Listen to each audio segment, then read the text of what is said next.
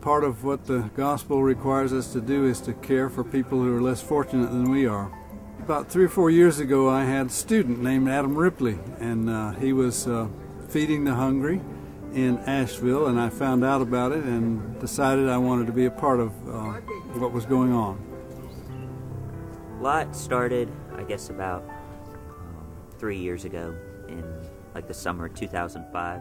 My 2 friends and I, over the summer, we were just looking for something to do, and we could have just gone to the drum circle and just hung out there, but then we were like, you know, we'd like to meet people and talk to people and just interact. I guess giving away food is a really good way to do that, and so we'd either take s'mores or grilled cheese sandwiches or just whatever we could get a hold of. I mean, I didn't have much money at the time, and LOT wasn't at all incorporated, so I mean, it pretty much just came from me and my friends and stuff when we did it.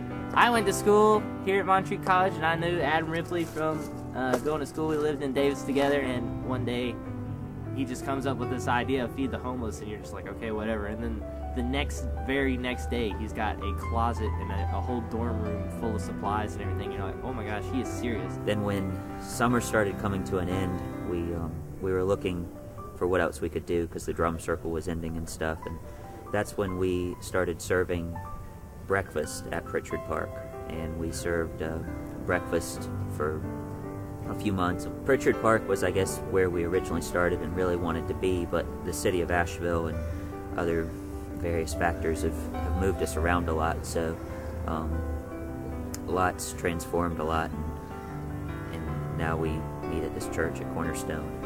I've gotten to know a lot of people over the past 3 years, and some people are people that I met the first time that I was ever down there, and then a lot of them have moved on, and I know some people who have housing now and jobs and have really transformed their lives. About 2 years ago in September, I came to Asheville because I thought it would be a good place to start again. I was already familiar with the city to some extent, so I came up here, and slowly but surely I got involved with people who were doing things, and now I do things myself and help others. Adam has been a blessing to me when I was on the street, so I started helping him out. I agree with a lot of the ways that Adam does things. I've known him for quite some time, been helping him out here for several months off and on. He started picking me up at my house since he lives out that way, and I wouldn't miss it for the world. Adam has an amazing heart. Like, it's a true passion for someone to devote 3 years of his life, taking money out of his own pocket, really true passion for helping those less fortunate. We've had to fight the city of Asheville multiple times to keep it alive. In May of 2006, the city of Asheville made us move out of Pritchard Park, and that was a really challenging time. I wasn't sure how much longer we'd be able to keep LOT going. We didn't have a church available at the time that was offering their space, and so I was still really relying on the city to try to find a place to do it. I'd go to multiple city council meetings, and I mean, it became a very divisive political issue. There's lots of people in this community who still oppose what we do here, and they voice their opinions at city council meetings. And so I would meet with Parks and Recreation employees and sit down and talk to them. I would talk to Terry Bellamy, the mayor, and multiple other city council members. And eventually, I guess just after persistence, we were able to find another place, and that's when we moved to Aston Park, which is just right down the street from this church. And we were there for about 1.5 years, and then we were removed from Aston Park because of new construction and stuff down there. Well, Adam is such a unique and just wonderful individual, just because if you look at him and if you knew him back as I did, you would not see him as the person that would do this sort of thing. And so it's just really cool to see his dedication and his devotion to the program, and really starting from the ground up, starting with nothing. Just the bunch of facets of his life, he just goes all out, and he just does everything to the fullest. And so it's really the way he does ministry is the way you should do it, is full on and completely devoted to the cause. I never really wanted to give up. I think what made that time challenging is that a lot of people turned LOT Ministries into a social justice issue. They turned it into an issue of Adam Ripley against the city of Asheville and fighting for homeless people. And I never really had that intention. I never went to Pritchard Park on a Friday night with grilled cheese sandwiches saying to myself that I wanted to start a social justice issue in the city of Asheville. And that's what it became. And so that was challenging. It was challenging for me emotionally because suddenly I was the one forced into the spotlight, and I was the one on TV and in the newspaper and everything, and I came to represent the person fighting the city of Asheville for the homeless people, and really I just wanted to be friends with them. I didn't want to fight them.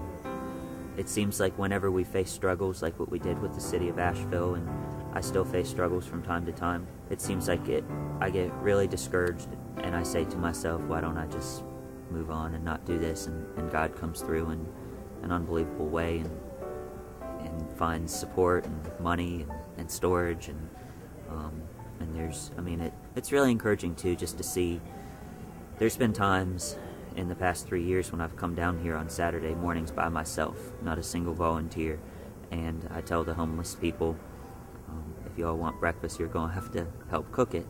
And so it's really, really encouraging to see how many volunteers I have now, people all across the board, not just Montreat students, but just people in the community as well. And that's really helped keep me going too, just that encouragement. I actually started volunteering for LOT after Adam had told me about it. I thought it sounded kind of cool, and I was planning on helping him, and then he told me it was at 6 in the morning on a Saturday, and I didn't help him for about 2 months. Well, maybe not quite that long. But I went on SALT the first year I was here, and we went to LOT Ministries, and it seemed really cool, and it made me go, even though it was early in the morning. And I started getting really involved, got to know a couple of the guys downtown, and really enjoyed getting to know them, and really started going almost more to hang out with them than anything else. Adam's a really humble leader. He just makes ministry simple, that it doesn't have to be something really complicated. You can just go and feed people, and it's just really doable. So.